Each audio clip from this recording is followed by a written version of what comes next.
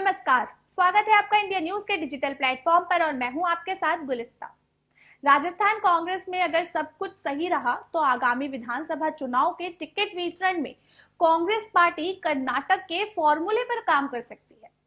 मुख्यमंत्री अशोक गहलोत ने जयपुर में एक कार्यक्रम के दौरान चुनाव से 2 महीने पहले प्रत्याशियों की घोषणा किए जाने या संभावितों को पहले ही टिकट का इशारा किए जाने की बात कही है।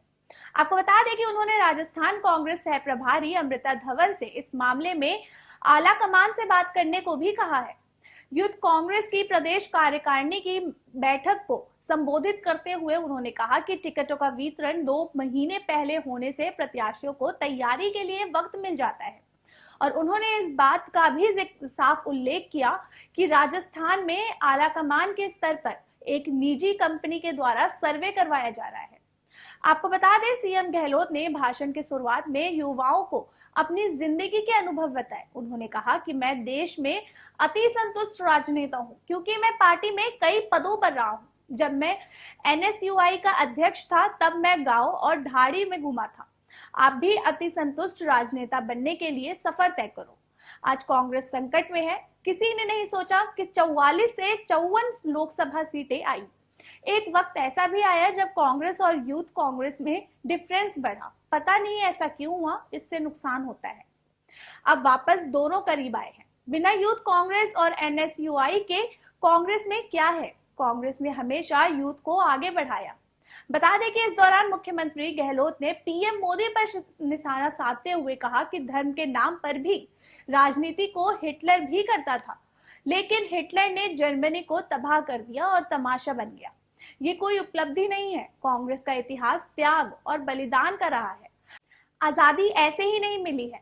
पंडित नेहरू 10 से 12 सालों तक जेलों में बंद रहे और ये लोग कहते हैं कि 76 साल में क्या करें। आज ये लोग पंडित नेहरू के बारे में सोशल मीडिया पर अलग अलग प्रकार के स्तरों की बातें करते हैं। देश को कांग्रेस मुक्त बनाने की बात करते हैं, लेकिन कांग्रेस को कभी मुक्त नहीं होती, बल्कि ये लोग खुद मुक्त हो जाएंगे। उन्होंने कहा कि देश भर में कांग्रेस का वर्चस्व आज भी है। बता दें कि सीएम गहलोत ने आगे कहा कि केंद्र की मोदी सरकार लोकतंत्र को कमजोर करने में लगी हुई है। ये फांसीवादी लोग हैं। संविधान में इसका विश्वास नहीं है। बीजेपी संविधान की धज्जियां उड़ा रही है। देश में जहां भी चुनाव होते हैं, ईडी, सीबीआई और इनकम टैक्स पहुंच जाती है। कांग्रेस में आरोप लगने के बाद नेता इस्तीफा दे देते हैं, लेकिन इन लोगों को पद और कुर्सी का मोह है। इसमें जुमले इनको ले डूबेंगे। उन्होंने कहा कि कर्नाटक चुनाव के बाद मैं अपने जो माहौल बनाया है उसे बनाए रखना है। बता दें कि कर्नाटक चुनाव में बजरंगबली तक आ गए, लेकिन जनता ने जवाब दे दिया। गहलोत ने कहा कि आज कांग्रेस के लिए कठिन वक्त है। ऐसे वक्त में आपका आना आगे का रास्ता तय करेगा। सोनिया गांधी ने भी एक अधिवेशन में कहा कि सभी को एक साथ सब कुछ नहीं मिल सकता है, लेकिन जो निष्ठा से पार्टी के लिए काम करता है उसे आने वाले वक्त में कुछ तो जरूर मिलेगा। गहलोत ने कहा, जब तक चुनाव में टिकटों की बात है तो राहुल गांधी ने भी तय किया है कि 50 की उम्र में कम से कम उम्र की कार्यकर्ता को मौका दिया जाना चाहिए। यूथ कांग्रेस के सभी कार्यकर्ता में 50 से कम उम्र के लोग हैं। अगर चुनाव में जीतना है तो सिर्फ जीतने वाले उम्मीदवार को ही टिकट मिलना चाहिए।